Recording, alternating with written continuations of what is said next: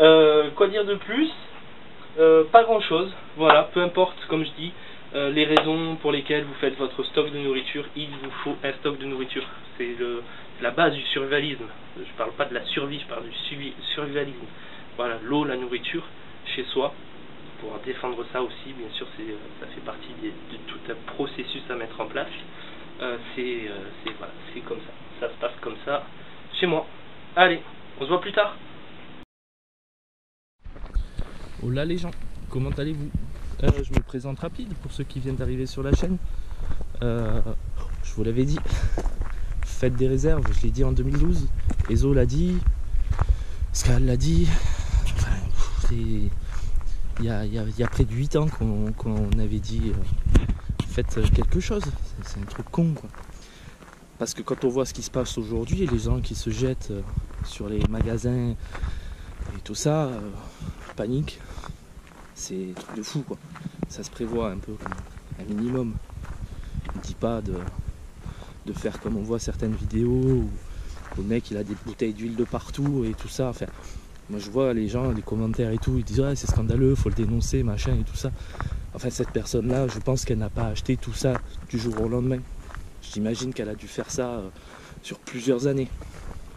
Parce que c'est comme ça qu'on constitue un stock, c'est sur plusieurs années. Donc quand on s'y prend à l'avance, quand ça arrive, ben, on n'est pas pris de court. Voilà. Quoi vous dire? Ben on est dans la merde. Hein. Ouais, c'est pas une grippe, apparemment.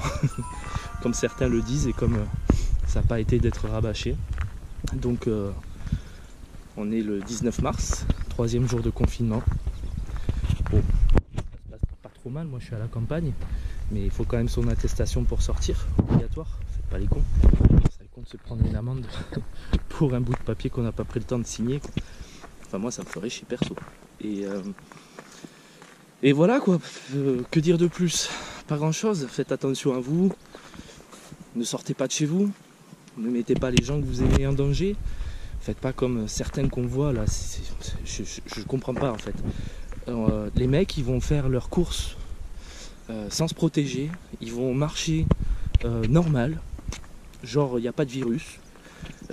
C'est hyper grave en fait la situation, je pense que beaucoup de gens ne l'ont pas compris et à mon avis c'est la faute des médias et des politiques qui le reconnaissent à demi-mot quand même, et les médecins aussi, qui au début ont minimisé le truc en nous affirmant que c'était qu'une grippe.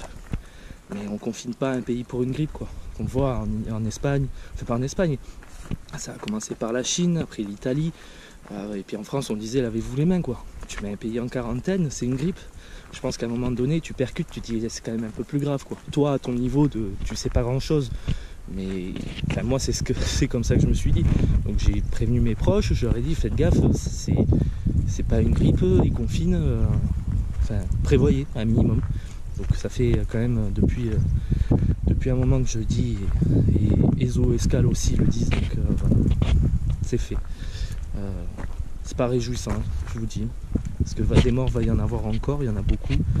Donc protégez-vous et protégez-nous aussi, parce que ce que vous ferez pas, vous l'attraperez, vous le refilerez, et c'est comme ça.